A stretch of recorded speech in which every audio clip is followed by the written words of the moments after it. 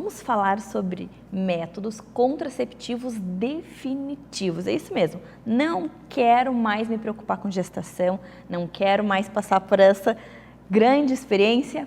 O que eu faço? Eu trouxe, claro, o nosso ginecologista e obstetra, o Dr. Diego. Bem-vindo novamente. Muito obrigado, tudo bom? Adorei esse tema. Quero que tu me explique tudo sobre as opções de métodos contraceptivos definitivos. Sim, então, é um tema que a gente fala pouco, porque hoje a gente tem métodos excelentes, excepcionais, com altíssimas taxas de sucesso, como o DIU, Implanon e tudo mais, e esses métodos eles são reversíveis, então tu pode te arrepender, né? Mas não quer dizer que os métodos definitivos não tenham seu lugar, muito pelo contrário. Se a pessoa tem certeza absoluta de que ela não vai mais ter filhos, a gente tem opções da laqueadura, da retirada de trompas e da vasectomia. No caso, daí para o marido. Né? Não pode ficar só para a mulher também, né? Não, exatamente. O que eu digo? Olha, se é tu que não pode ter filho, tem alguma doença no útero, fez 2 cesáreas, o útero está perigoso, tem risco de vida para uma futura gestação. Existe isso, né? Existe. Não é só vontade. Exatamente. Às vezes é necessidade. Saúde, né? Exatamente. Então, tu vai, aí o marido vai fazer, aí daqui a pouco o marido se enrola, né? Aquela coisa. Engravida de novo. Quando vem ou então, acontece alguma coisa na vida, se separou. Às vezes as pessoas se separam. E aí tu volta a ter um problema que tu não tinha. É verdade. Então, tem o espaço para a mulher. Quando é a mulher que não pode mais ter o filho por questão de saúde, a gente recomenda que seja feito o procedimento na mulher, né? E muitas me perguntam, mas então eu quero fazer na cesariana.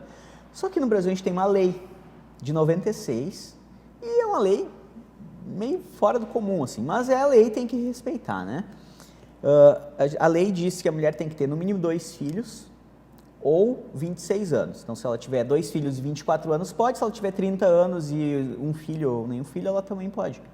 Mas tem que manifestar desejo com 2 meses de antecedência, então normalmente se pede para ser registrado em cartório, é burocrático, assim. Porque é complicado, depois se arrepende e coloca a culpa no médico, alguma coisa assim. Não, então tem que deixar bem claro que foi vontade da pessoa, né? Exatamente.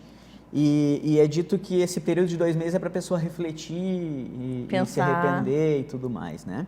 Mas é uma lei de mais de 20 anos, né? Então também já podiam ter atualizado, né? É discutível essa lei. É que na época que foi feita, se fazia muita cesariana só para fazer a laqueadura. Olha só. Então, a mulher tinha tido 2 partos, não queria mais ter filho, vou marcar uma cesárea para fazer a laqueadura. Tinha tudo para ter um parto normal, poderia passar pelo procedimento natural, mas aí ia para a cesárea para já poder aproveitar. Exatamente. Mas por que se fazia, que pensava em fazer na cesariana na época? Porque na época a gente não tinha tanto a videocirurgia quanto hoje. Então a gente precisava abrir a barriga da mulher para fazer a laqueadura. Olha, então já ia abrir uma vez, já abre uma parte, já faz uma coisa só, entendeu? Não... Entendi. Mas de lá para cá muita coisa mudou, muita coisa evoluiu. A cirurgia por vídeo é uma realidade, é muito rápido, muito tranquilo. A mulher vai embora no mesmo dia. Imagina, recuperação. Exato, recuperação rápida. Sem cortar. Exatamente. Milhões de camadas. 3 buraquinhos, um de 1 centímetro no umbigo, que já é umbigo, né? Já Sim, não aparece, nem aparece. E 2 ali na marquinha do biquíni. Pensa, nada praticamente, né? Exatamente. Ela anestesia geral, infla o abdômen, e a gente corta as trompas, na laqueadura a gente corta a trompa, cauteriza e deixa as trompas ali. Tá. Só corta.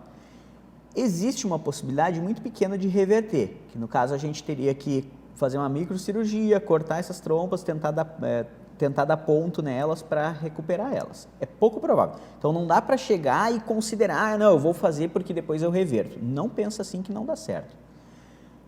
E ela tem uma chance de recanalizar sozinha. Né? 1 em cada 500 acaba recanalizando, então essa mulher tem chance de engravidar mesmo já tendo feito a laqueadura. Olha. Por isso, mas não só por isso, começou a se fazer a salpingectomia, que é a retirada inteira da trompa. A gente tira a trompa inteira. Mas por que a gente chegou nesse ponto? Né? Começaram a estudar câncer de ovário e viram que boa parte dos cânceres de ovário, eles se originam da trompa, não são de verdade do ovário. Em torno de 40% dos cânceres de ovário são da trompa e não do ovário. Quando a gente tira a trompa, a gente elimina esse risco de um câncer no ovário, que é um dos cânceres que matam, né? Diferente do câncer de mama, que se pega no início, é mais fácil. o câncer de colo do útero, que a gente consegue prevenir antes de virar câncer. O câncer de ovário, por estar num órgão escondido, a gente acaba descobrindo em momentos mais tardes. Então, é um tratamento mais agressivo e com uma chance um pouquinho maior de não dar certo. Por isso é tão importante a gente ter uma cirurgia para diminuir esse risco, né? Que legal. Exatamente. Então, hoje em dia, eu já ofereço para minhas pacientes que querem fazer a laqueadura, já a retirada da trompa em vez da laqueadura, por esse benefício secundário, né? Também é por vídeo, também vai embora no mesmo dia, não muda nada a cirurgia, Imagina, no caso. e tu tem a garantia de não ter um câncer... Garantia, a palavra forte. É, muito pesado. pesado. A gente reduz muito as chances de desenvolver. Pelo menos os tumores originados da trompa, claro, a gente não vai ter. Pode ter uns outros que são do próprio ovário, mas são mais vindo raros. Ali da trompa a gente já tirou, exatamente. Então não tem os mais comuns a gente elimina essa chance. Que sensacional, doutor. Muito legal. Então, assim, não posso mais ter bebê ou não quero mais, já aproveita e já faz toda essa exatamente. prevenção. E aí, quando é que a gente faz? A gente faz na hora do parto? Não, né? Porque a lei, ela proíbe que seja feita na hora da cesariana, a não ser em casos de comprovada necessidade. A lei diz exatamente assim, já de tanto que eu já liguei. Comprovada necessidade por risco de vida materna a futuras gestações, assinado por 2 médicos. Olha só. Então, só vai ser feito assinado por 2 médicos por risco de vida da mãe numa futura gestação. Mas não precisa se preocupar, porque depois de 2 a 4 meses do parto, a mulher já pode fazer o termo dela de consentimento e ela vai fazer a retirada da trompa, ou a laqueadura, ou a vasectomia do marido. Pouco tempo depois, ali, 4 a 6 meses depois, a gente já faz baixíssimo risco, alta eficácia e com menos do que o corte que seria da cesariana. Sensacional, praticamente 0 marcas. Quase zero, né? Tem aquelas marquinhas minúsculas. Pontinhos que vão ficar embaixo ali do biquíni, outro no umbigo, sem cicatrização gigantesca, cuidar de cicatriz e ficar fazendo um repouso gigantesco.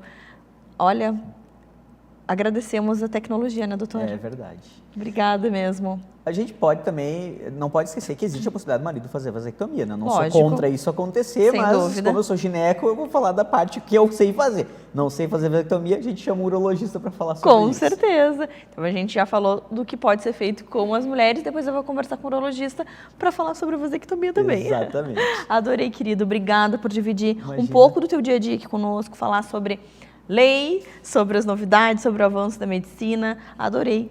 Muito obrigado. Queria lembrar que eu tenho um canal no meu YouTube, O Médico da Mulher. É um canal que eu deixo bastante vídeo educativo lá, bastante vídeo com linguagem para leigos. Então, convido todos vocês a se inscreverem no meu canal do YouTube e se quiserem me seguir no Instagram, @Dr. Diego de Marco.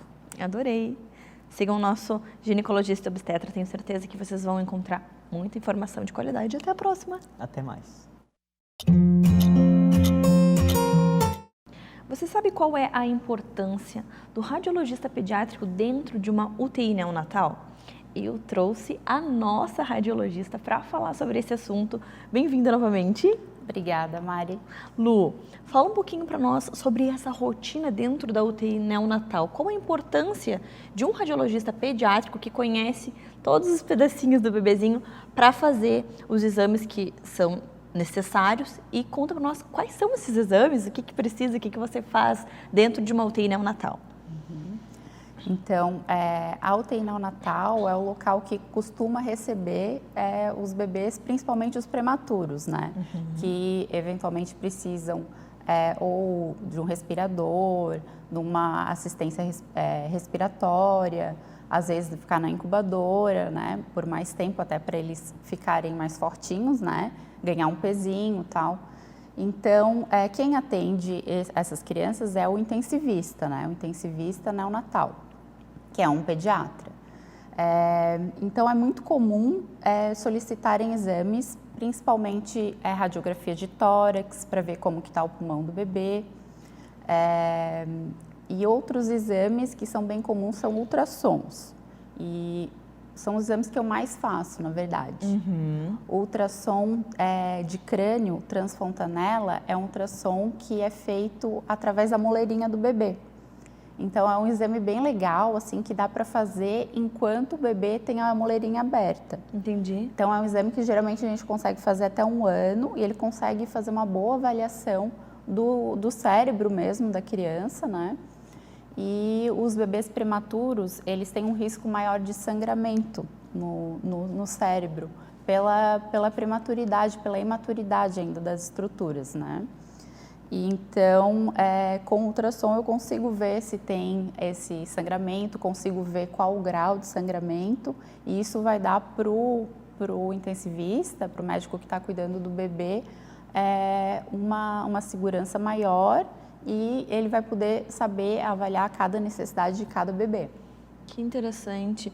E além desse exame, o que mais que é solicitado dentro de uma UTI neonatal? Então a gente já sabe, crânio, através da molheirinha com ultrassom, pulmãozinho. Do raio-x, né? Eventualmente, às vezes a criança tem alguma suspeita de um derrame pleural ou uma pneumonia, a gente também consegue ver com ultrassom, ver legal assim o pulmãozinho do bebê, descendo um pouquinho para a barriguinha. As crianças que têm durante a gestação, no ultrassom obstétrico, alguma dilatação nos rins, a gente pode fazer esse exame logo que a criança nasce para ver realmente se continua aquela dilatação nos rins ou se já resolveu. Às vezes precisa fazer alguns exames mais para frente, né? Mas o exame logo que a criança nasce é bem legal de fazer. Crianças que têm essa dilatação nos rins no ultrassom da gravidez e quando é dos dois lados, nesse caso é um exame com até uma certa urgência, né? Porque se a criança tiver uma obstrução urinária, os médicos já podem intervir, né? E evitar que essa criança venha a desenvolver uma insuficiência renal. Olha a importância de fazer cedo, precocemente o exame para evitar problemas bem maiores, né, Lu? Outra coisa também que a gente faz, a gente vê posição de catéteres, de sondas, né? Às vezes através do ultrassom, às vezes através do raio-x. A gente consegue ajudar o intensivista a localizar a extremidade desses catéteres, das sondas, para ver se está certinho, está bem posicionado, né? Então, são várias áreas que a gente atua. Outra coisa também que é bem comum é uma alteração que chama displasia do quadril. Então, crianças que geralmente ficaram sentadinhas no útero por bastante tempo, às vezes o encaixezinho ali do fêmur no quadril, no acetábulo, não se formou direito. E daí o acetábulo, que é o encaixezinho do fêmur, ele é mais rasinho. Então, às vezes o fêmur fica meio soltinho e isso é a displasia do quadril. Então, esse exame de ultrassom a gente pode fazer na UTI, né? O ideal, na verdade, é fazer entre 4 a 6 semanas de vida da criança, mas tem algumas crianças prematuras que ficam mais de um mês internadas. Sim. Então, a gente já faz na UTI e daí os pais já vão para casa mais tranquilos, já sabendo das necessidades da criança. Bem mais confortante e saber que tem profissionais assim altamente capacitados e isso acontece dentro da UTI mesmo, a gente não precisa tirar o bebê para ir para um outro lugar, já vai estar lá dentro, tudo esperando só fazer diagnóstico, passar para o intensivista. Geralmente o que acontece assim nas clínicas que tem UTI neonatal e nos hospitais é que tem o aparelho de raio-x móvel que vai lá no leito da criança e faz o raio-x no leito, né? E o ultrassom também, o aparelho móvel.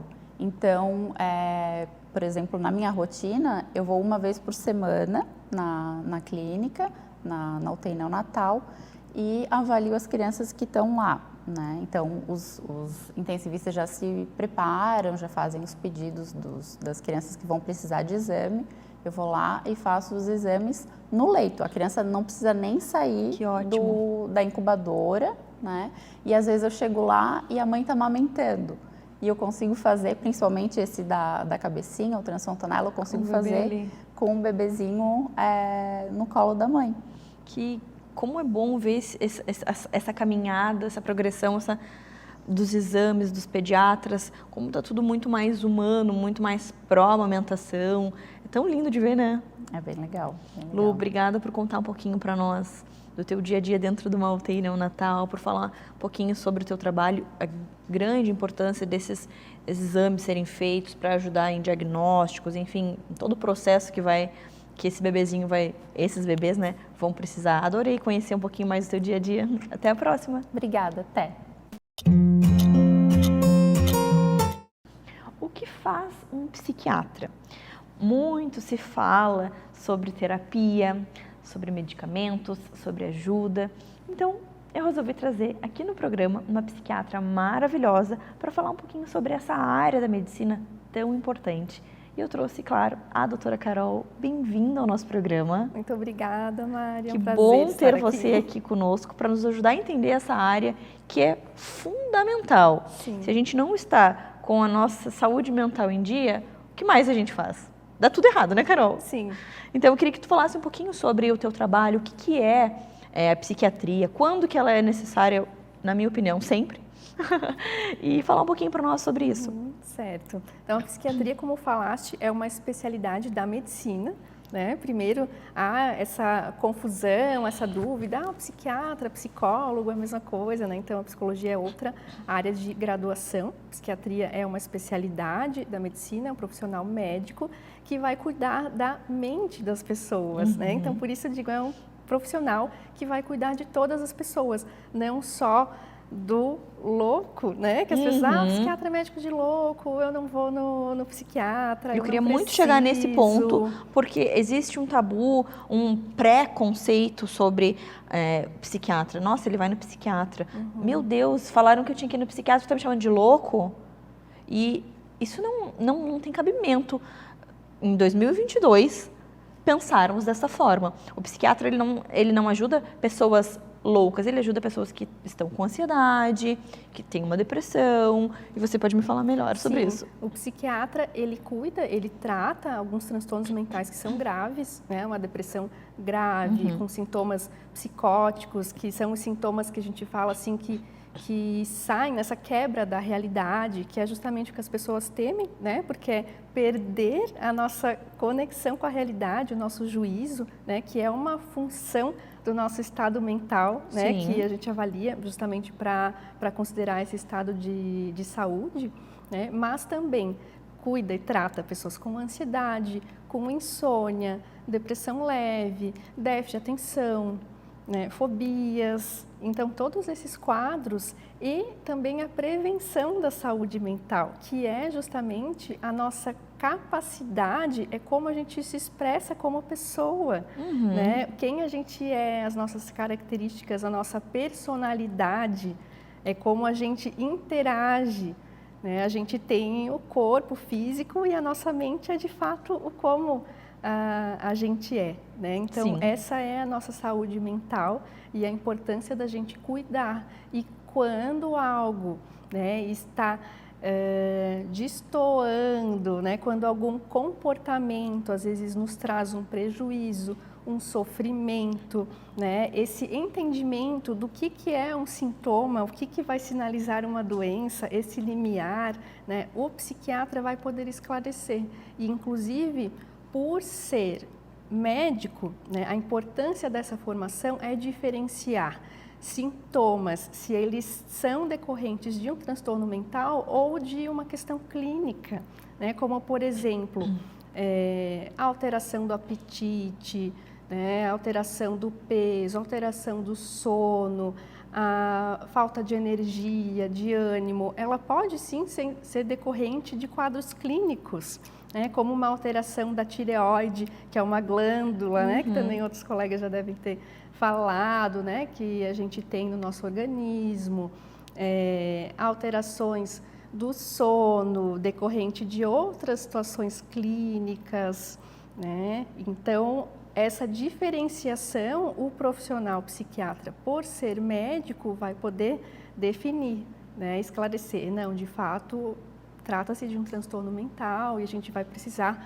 seguir por essa linha de tratamento, que nem sempre vai envolver tratamento medicamentoso. Já ia te perguntar, psiquiatria está interligada com o medicamento ou não? Não, o psiquiatra também é o profissional que pode prescrever, né? O médico No caso, o psicólogo, ele vai fazer abordagens terapêuticas, porém não vai nem fazer o diagnóstico, né, pelo Código Internacional de Doenças, e nem prescrever medicação, justamente por essa ação no organismo que vai interferir no funcionamento de outros sistemas, né, enfim, e que o médico tem esse conhecimento para estar fazendo a prescrição. Mas o tratamento não sempre vai determinar o uso de uma medicação.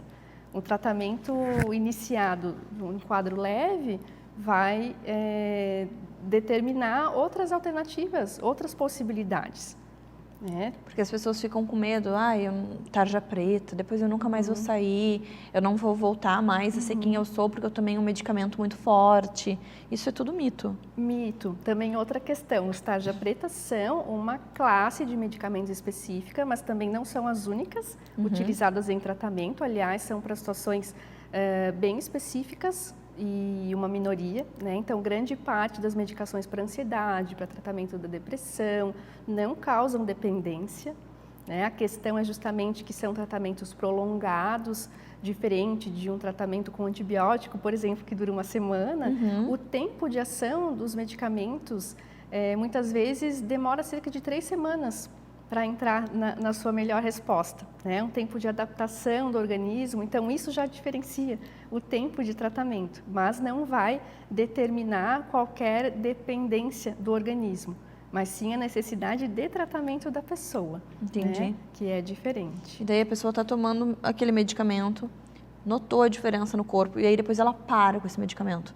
Aquela outra pessoa, aquele outro eu, volta ou eu sigo aquela pessoa medicada? Como que funciona essa relação? O tratamento também, assim como começa de uma forma lenta, né, pelo tempo de ação da medicação e adaptação do organismo, estabelecer a dose, também no momento de retirada de uma medicação, isso se faz de forma gradual. E daí, por isso, também muitas vezes acontece da pessoa interromper de forma abrupta, sem conversar com o seu médico, sem ter essa orientação e também, às vezes, queixar de que não se sentiu bem, porque também não encerrou o tratamento da forma adequada. Entendi. Né? Então, aí o grande segredo. De um acompanhamento ao longo de todo o tratamento. Assim como para o início, para o final também. Tem que, Sim. nada a gente faz sozinho, né? Ainda Não. mais quando envolve Sempre medicamentos. com orientação. Então, para o início de um tratamento com orientação médica, durante e no final também. E um outro ponto importante, que também as pessoas questionam e temem, o remédio vai mudar quem eu sou, né? Ou eu vou ficar dopado. Né? Então, também não é algo determinante dos tratamentos. Existem medicações para insônia, né? Que tem uma ação sedativa, para quadros de maior agitação, mas isso não é a regra dos tratamentos, né? Existem efeitos adversos, assim como tantos outros medicamentos de outras áreas. Sim.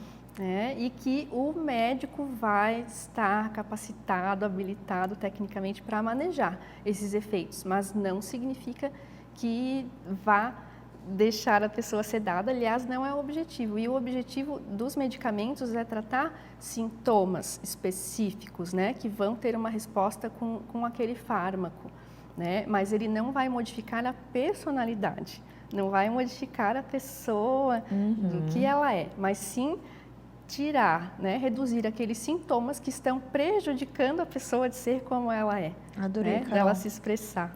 Obrigada por dividir tanto conhecimento conosco, por falar um pouquinho sobre o que você faz. Eu espero que você também tenha gostado. Se ficou com alguma dúvida, se quer saber um pouco mais sobre esse assunto, manda mensagem para o Minuto Mamãe Bebê, que a Carol responde tudo para nós lá. Né, Carol? Isso mesmo, fico Obrigada. à disposição. E até o próximo encontro. Até mais. Muito obrigada, Mari. Tem alguém com rinite aí? Esse é o nosso tema de agora. Eu trouxe, é claro, a doutora Andréia, nossa otorrinolaringologista. Bem-vinda ao nosso programa. Obrigada.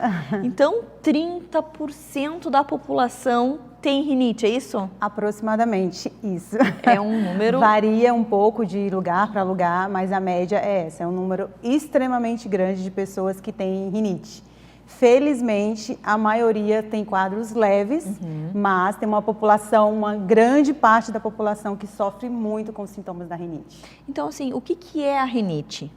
A rinite é a inflamação da mucosa nasal, ou seja, da pele que recobre o nariz por dentro. Tá. E essa inflamação causa sintomas de coriza, que é a secreção que pode ser anterior, né, se exteriorizando para fora, ou posterior, quando a secreção vai para a garganta.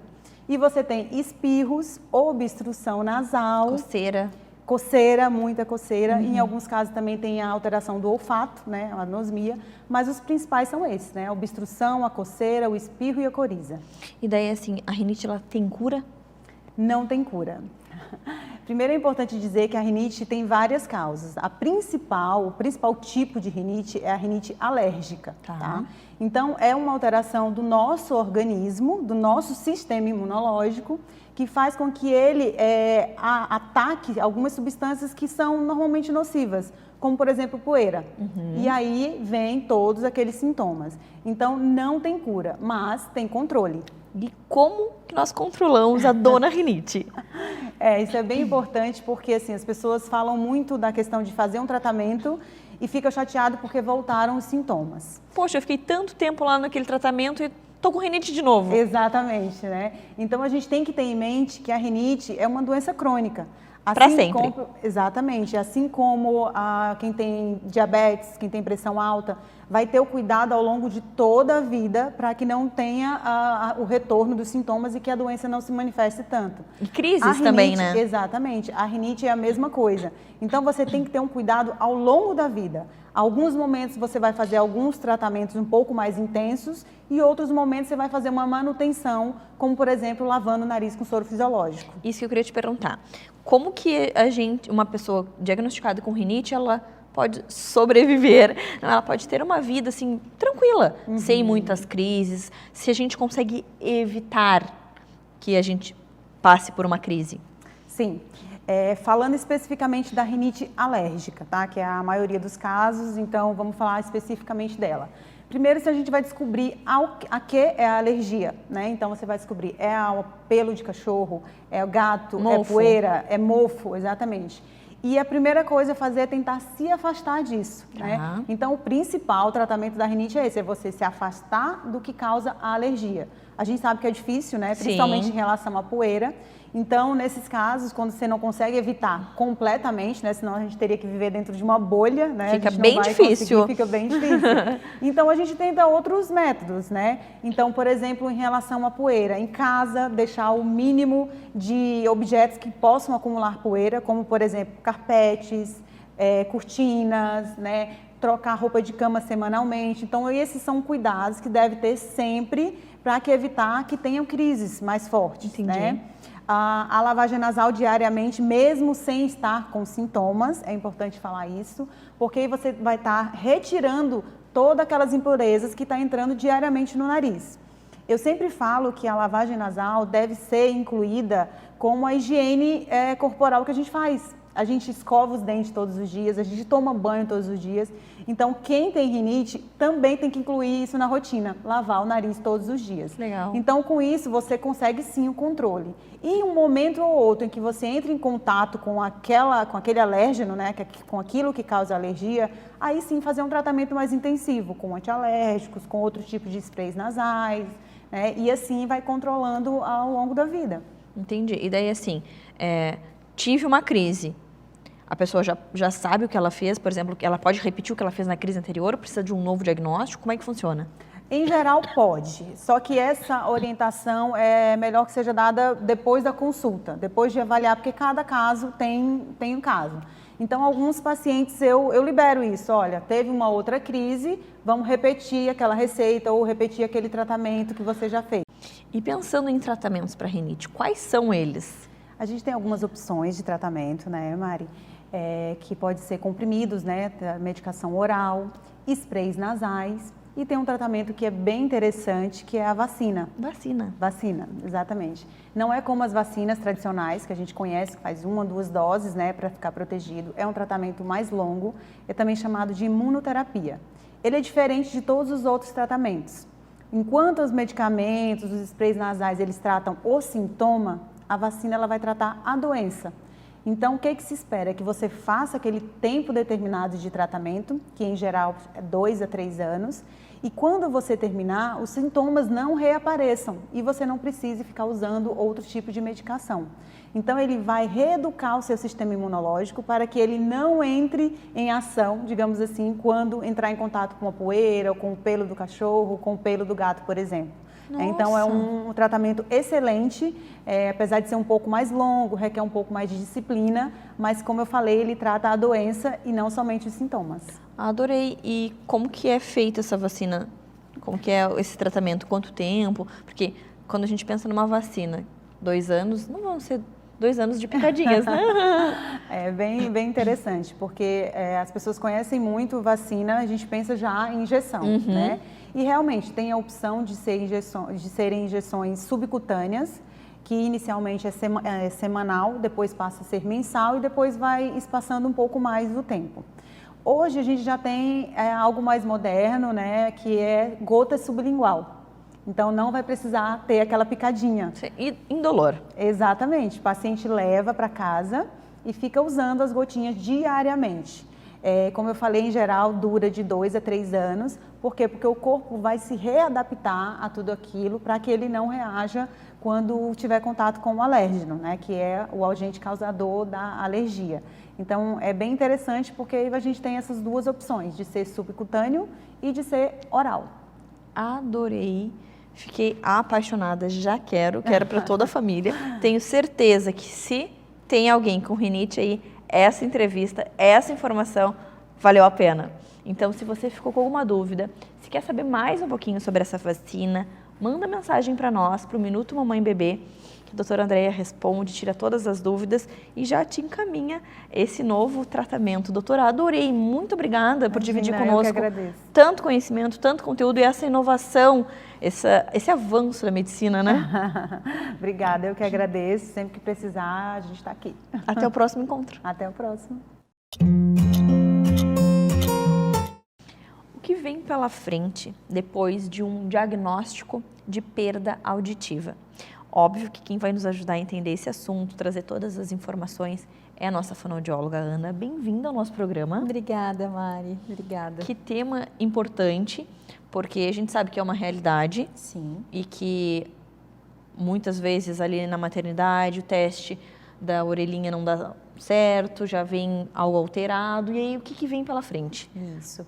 Eu acho que a gente tem que começar falando aqui desse tema, alarmando para as crianças, claro, né?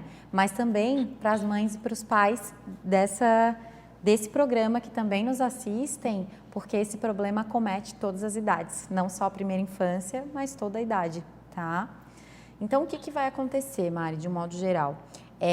Nessa reabilitação, no processo de diagnóstico de perda auditiva, o fonoaudiólogo, né, vai sempre trabalhar muito em conjunto com o médico otorrinolaringologista. Os dois de mão dadas vão trabalhar nesse diagnóstico, descobrir a causa dessa perda, ou pelo menos investigar, né? Por que eu estou alarmando isso? Muitas crianças têm perda auditiva por predisposição genética. Papai e mamãe já têm a perda e ela acaba herdando isso também, tá? Ou uma parte da família, ou um avô. Então, é muito importante essa investigação em conjunto. A gente, como fonoaudiólogo, né? Eu sou especialista em audiologia. Eu, como especialista, faço o diagnóstico de perda auditiva e o otorrino, junto comigo, a gente vai trabalhar em conjunto para propor essa reabilitação ao paciente. Então, a reabilitação, ela normalmente vai ser através de aparelho auditivo, tá? Na maioria dos casos, quando eu tenho uma perda ali de leve até uma perda moderada para severa, a gente consegue reabilitar com o aparelho auditivo. O que o aparelho auditivo vai fazer? Ele manda estímulo sonoro e ele faz o papel das células do ouvido, de uma maneira bem simplista, né? Então, quando eu tenho perda auditiva, significa que essas minhas células, elas não estão trabalhando como elas deveriam, não estão todas íntegras. Então, é uma prótese que vai fazer o trabalho das células do ouvido, tá? Então, como é que vai funcionar normalmente? A gente entra num processo de reabilitação mesmo, porque a gente tem que devolver para aquela criança que nunca ouviu ou nunca ouviu todos os sons como deveriam, a audibilidade. Então, além de colocar o aparelho auditivo, programar e fazer tudo como precisa, a gente vai precisar ensinar para essa criança a ouvir e a gente precisa integralmente dos pais de mão dadas conosco para que ela possa ser submetida a terapias para aprender a ouvir os sons, aprender a procurar a fonte sonora, né? E posteriormente a desenvolver linguagem, as primeiras palavrinhas. Crianças que têm perda auditiva, elas tendem a ter um atraso na fala. Então, se a gente vai balbuciar aos 8 meses, quando a gente é ouvinte, a criança com perda auditiva, a gente precisa corrigir, ela vai balbuciar lá para frente e muitas vezes ela precisa ser ensinada a isso. Então, de uma maneira resumida eu tenho um diagnóstico de perda auditiva, o caminho, procurar uma fonoaudióloga. Essa fonoaudióloga, ela juntamente ao otorrino dá confiança, ou pode ser o contrário também, eu procuro um otorrino e vou até a fonoaudióloga e os dois em conjunto vão conseguir tratar essa criança, fazendo a reabilitação por meio de aparelhos auditivos e possivelmente a terapia quando essa criança precisar. Entendi. Né? E tem um tempo que se estima que a criança vai ficar na terapia? Cada caso é um caso? Como é que vocês avaliam? Com certeza cada caso é um caso, né? Mas o que acontece? A gente, quando tem perda auditiva, o ideal é que a gente consiga diagnosticar e já começar a reabilitação até os 6 meses de vida dessa criança. Pelo período de tempo que ela vai ficar privada, que é o que a gente chama de privação sensorial. Então, quanto antes eu consigo reabilitar e trazer essa criança que escuta pouco, escuta menos ou não escuta para o mundo ouvinte, mais rápido eu vou conseguir fazer com que ela se desenvolva, né? Claro. Então, o quanto antes a gente conseguir isso, melhor. O tempo de terapia, que daí depois que ele está protetizado, né, depois que ele está usando o dispositivo que vai fazer ele receber os sons. E esse dispositivo ele vai usar para sempre ou durante a terapia? Para sempre. Para sempre. Ele tem que usar todos os dias, o dia inteiro. Porque o que acontece? Eu tenho uma cóclea, né, que é o órgão da audição, que tem células não funcionantes normalmente. Então, o aparelho auditivo, ele faz a compensação dessas células, como um óculos, né? Eu tenho miopia, eu posso até tirar, eu consigo enxergar, mas muito mal. E a perda auditiva é muito semelhante. Então, a criança tem que usar esse aparelho auditivo o tempo inteiro. O pai ou a mãe dessa criança, ou o avô que tiverem perda, também. Se usarem aparelho auditivo, tem que usar o aparelho o dia inteiro. Mas, a maioria dos casos infantis, a gente precisa da terapia como suporte para que ela consiga desenvolver essa linguagem, essa aprendizagem, porque ela não sabe. É diferente de um adulto que perdeu perdeu a audição, desculpe. Porque o adulto já desenvolveu fala, Claro. ele já tem todo o know-how. A criança não tem. Então, a terapia é um suporte. O tempo de terapia vai depender do desenvolvimento dela. Se ela estiver desenvolvendo bem, se ela tiver idade auditiva correspondente à idade cronológica, né? É um caso que a gente pegou rápido, que a gente conseguiu reabilitar a tempo sensível. Então, a gente consegue até menos tempo de terapia. Mas se é um caso que demorou ali em torno de 2 anos para diagnosticar, um pouco mais, aí a gente vai precisar de mais tempo de terapia e vai depender muito da evolução desse paciente. É o que a gente sempre fala sobre o diagnóstico precoce, sobre o quão é importante nós descobrirmos tudo cedo, justamente para facilitar esse tratamento, para o resultado ser mais rápido também, né? Exatamente, exatamente. Quanto mais cedo a gente fizer, melhor vai ser o desenvolvimento desse bebê, né? Eu tenho casos de pacientes que nasceram surdos profundos, e aos 2 anos, como ele foi sempre muito bem monitorado, desde o teste da orelhinha, que é um Claro. outro tema que a gente vai abordar aqui, o que acontece? Essas crianças com 2 anos já estão se desenvolvendo muito bem, né? E eles têm um desenvolvimento, quando bem orientados, semelhante a uma criança ouvinte, muito semelhante. Sensacional, adorei. Obrigada por trazer tanta informação, por dividir conosco um pouco do teu dia a dia, desse trabalho incrível que você faz. Obrigada, Maia. Espero que você tenha gostado. Não esqueça que sempre que tiver dúvida, pode entrar em contato conosco. A nossa fonoaudióloga responde todas as perguntas que surgem lá no Instagram do Minuto Mamãe e Bebê. Isso, Mari, se eu puder só fazer mais um adicional, para as mães que o filho passou no teste da orelhinha, mas elas têm dúvida ou acham que ele precisa fazer uma avaliação, marque. peque sempre por excesso, É verdade. nunca por falta, nunca. Porque caso ele tenha desenvolvido, o quanto antes a gente conseguir interceder, melhor para ele se desenvolver. Obrigada, querida. Até o próximo agradeço. encontro. Agora a gente vai falar sobre as famosas linguinhas presas. A gente sabe que esse número vem aumentando e crescendo, muitas crianças nascendo com a linguinha presinha. E hoje eu quero falar um pouco sobre a relação dessa situação com a amamentação. E é claro, com a nossa consultora de amamentação, a Sol, que vê isso direto. Sol, bem-vinda novamente. Obrigada. Me fala um pouquinho sobre essa situação, sobre esse caso. Você mesmo comentou que está nascendo muita criança com a língua presa. E aí me fala como é que fica a amamentação, o que vem pela frente, dá esse diagnóstico para a família, conta para nós. Então, eu acho que a gente hoje observa mais porque é algo que se está atento, né? Uhum. Porque antes era algo que não nos chamava muita atenção. E podia até passar, né? Sim, e é um agravo bem importante, assim, porque quando o bebê nasce com a linguinha presa, às vezes é um frênulozinho bem fininho, que chega a grudar lá na gengiva. E aí a linguinha realmente ela não movimenta. Então o bebê vai para a mama e a mãe acha que ele está sugando, mas ele está ali com a sucção, que faz o furinho na bochecha, e não consegue levar a linguinha lá na frente para alcançar lá na areola e ele fazer aquela força que traz o leitinho para ele. Uhum. Né? Ele vai fazer o movimento de trazer. E se a língua for presa, não dá. Tem uns bebês que nascem com a linguinha presa, só que ela não é o frênulo fininho, assim. Ela é uma musculatura bem mais densa, sabe? Uhum. E aí esses bebês acabam sendo bem piores, assim, dão muito mais trabalho. Às vezes tem grande dificuldade de ganho de peso. E quando eles vão pegar, em vez de eles levarem a língua para baixo, eles ficam tão perdidos que eles levam a língua para trás, para frente, o que consegue levantar, só que vai para trás. É mais um agravo. Por quê? Porque o bebê vai ficar lá, suga, suga, suga, e aí a gengiva vai ficar raspando no mamilo e acaba machucando, não tem jeito, assim. A lesão vai acontecer. Uhum. Então, o que é importante?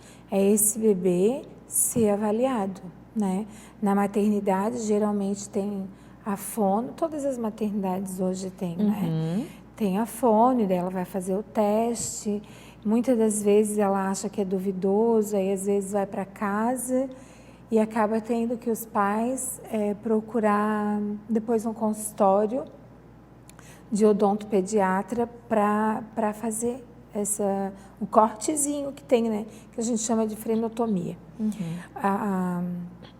Quando é esse frênulozinho fininho, que não sangra, que é muito visível, assim, a linguinha presa, quando o bebê vai tentar trazer a língua para frente, ela faz tipo um coraçãozinho. Ela não é a linguinha que vem compridinha para frente. Ela faz um coração. E aí o médico olha, a fono olha, vamos fazer porque acho que vai resolver.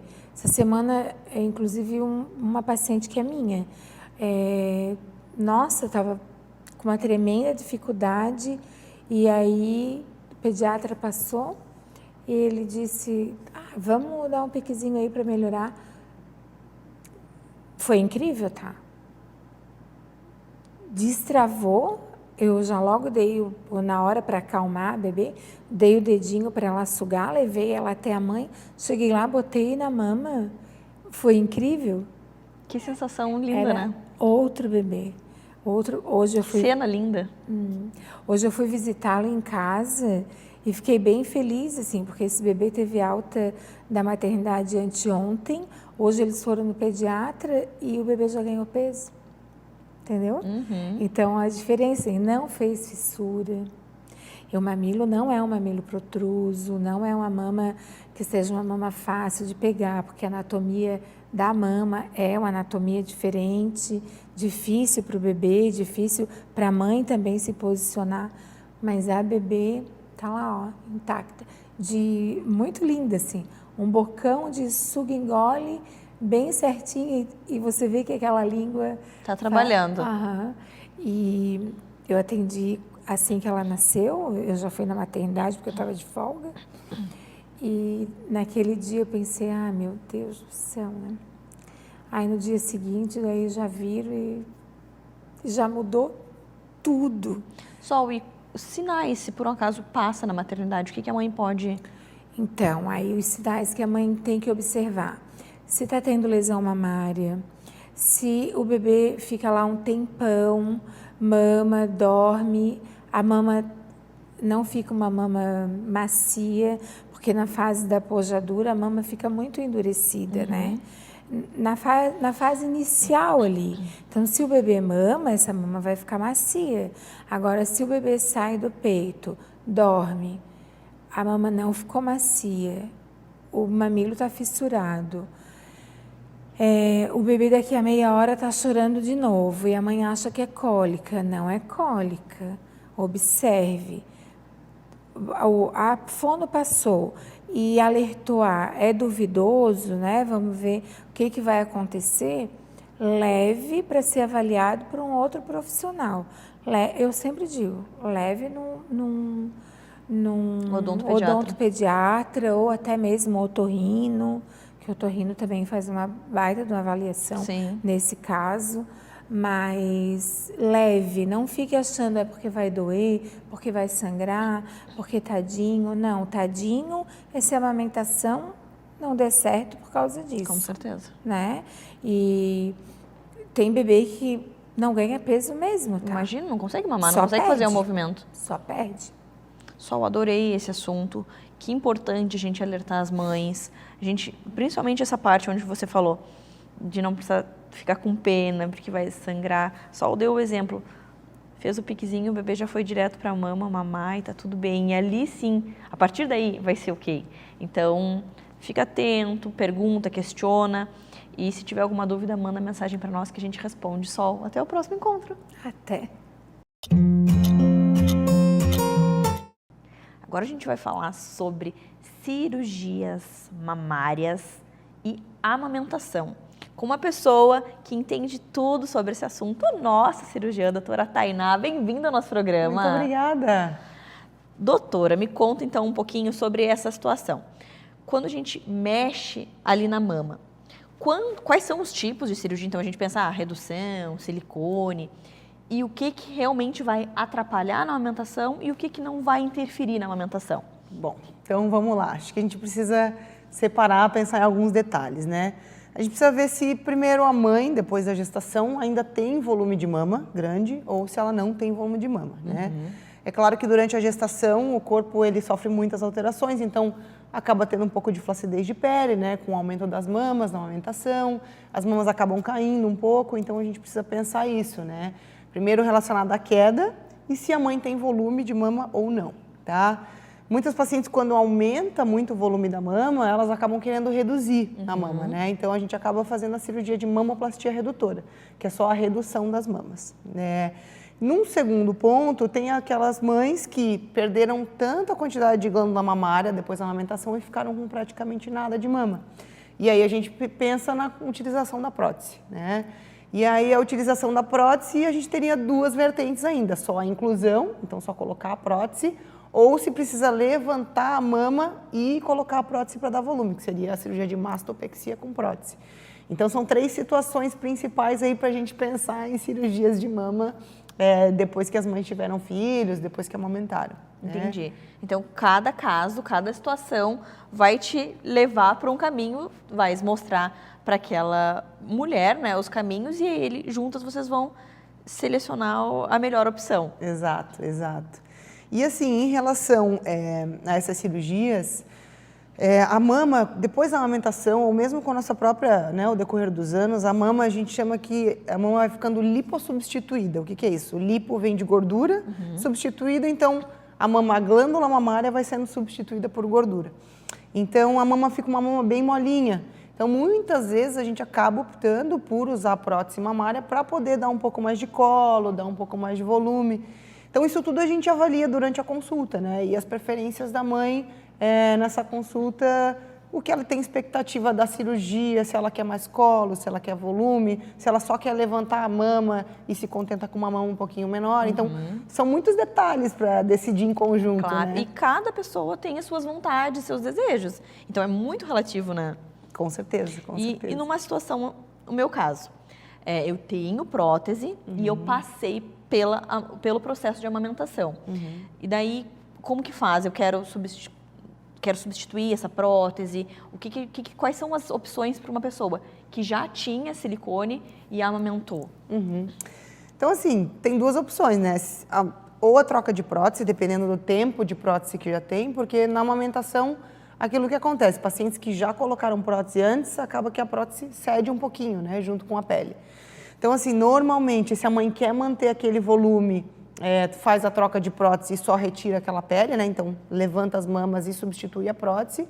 E algumas vezes a prótese, ela sendo ainda uma prótese de um curto período de tempo, dá para manter a mesma prótese e só fazer essa retirada de pele, de flacidez de pele. Então, vai depender das características da prótese, se a prótese ainda está íntegra, se é viável usar a mesma prótese, ou se a mãe às vezes não quer mais, né, ter aquele volume, né, não quer mais ter aquele tamanho, retira a prótese e faz basicamente uma reconstrução da mama ali só com o tecido que ela tem. Entendi. E pensando em recuperação, como que tá assim quais são as técnicas que vocês utilizam e tempo de recuperação, dor, cicatriz? Tempo de recuperação, olha, a maior parte das minhas pacientes, assim, 15 dias a gente já libera para dirigir, né? Então, assim, a maior parte delas, 15 dias já está praticamente 100%. É claro que nas cirurgias de mama eu gosto sempre de ter um pouquinho mais de cuidado, questão de pegar peso, voltar à atividade física, academia, eu espero ali 30, 45 dias. Mas atividades diárias básicas, assim, em casa, eu acho que 15 dias é o suficiente, né? Questão de cicatriz, cuidados que tem que ter relacionados ao sol. Então, enquanto a cicatriz está naquele processo mais recente, assim que a cicatriz está vermelhinha, se pegar sol nessa cicatriz, ela pode manchar, ficar escurecida. Então, o ideal é tentar, por mais tempo, evitar, alguns meses, evitar de pegar sol para tomar todo o cuidado para a cicatriz ficar fininha e não ficar manchada, no caso. E aí, ponto, ou aquelas fitas, pomada, o que vem? Hoje a gente utiliza, né, os pontos basicamente são todos pontos internos, então a gente não tem que tirar mais os pontos ali no pós-operatório. E a gente utiliza alguns detalhes de cuidados no pós-operatório, que existe a cola cirúrgica, então ela é uma proteção extra, que vai em cima da cicatriz, a gente normalmente retira aí com 15, 20 dias. Hoje em dia a gente utiliza muito taping, né? Fisioterapeutas colocam o taping no pós-operatório, então são aquelas fitas para contenção de edema, hematoma, então melhora muito essa recuperação. Então a gente tem alguns detalhes aí relacionados aos curativos e cuidados de pós que acabam trazendo muitos benefícios assim relacionados à cicatriz. Muita gente sempre pergunta e fica com dúvida, se eu tenho como eu passar uma pomada, vai diminuir, ou pior, já vi gente piorando cicatriz, eu passei babosa. Então, assim, essas coisas são bem complicadas, porque eu sempre gosto de seguir o que o profissional indica. Não a avó falou, a tia falou, e daí pode estragar um trabalho que ficaria perfeito, né? Com certeza. E eu acho que, assim, às vezes, alguns desses produtos caseiros, né, que, claro, a gente sempre tem uma receita de vó, alguma coisa ali guardada na manga, mas eu acho que o grande cuidado é porque pode vir a passar algum produto que infeccione, que alargue a cicatriz. Então, eu acho que o principal é usar produtos que a gente já tem no mercado, com estudos, que a gente já está acostumado a utilizar. Então, existem pomadas cicatrizantes específicas que a gente gosta de usar no pós-operatório. Existem algumas fitinhas de silicone, às vezes, que colam em cima da cicatriz, que ajudam a afinar. Então, tem alguns detalhes que a gente passa aí na consulta, no pós-operatório, que acabam melhorando bastante a cicatriz. Adorei. Obrigada por dividir conosco um pouco do teu dia a dia, por trazer mais autoestima e alegria, porque só quem é mãe, quem amamenta sabe como a gente perde um pouco desse amor pelo corpo, e não pode ser assim. Então, pode amamentar, amamenta e depois procura a Tainá, que vai ficar tudo lindo de novo, né, Com doutora? certeza, no que eu puder ajudar, com certeza. Adorei, obrigada. Se você ficou com alguma dúvida, se vai fazer uma cirurgia, se está pensando em fazer uma cirurgia nas mamas, manda mensagem para nós, pergunta tudo, que a doutora Tainá nos ajuda a entender um pouquinho mais sobre o seu universo. E até o próximo encontro. Até, obrigada.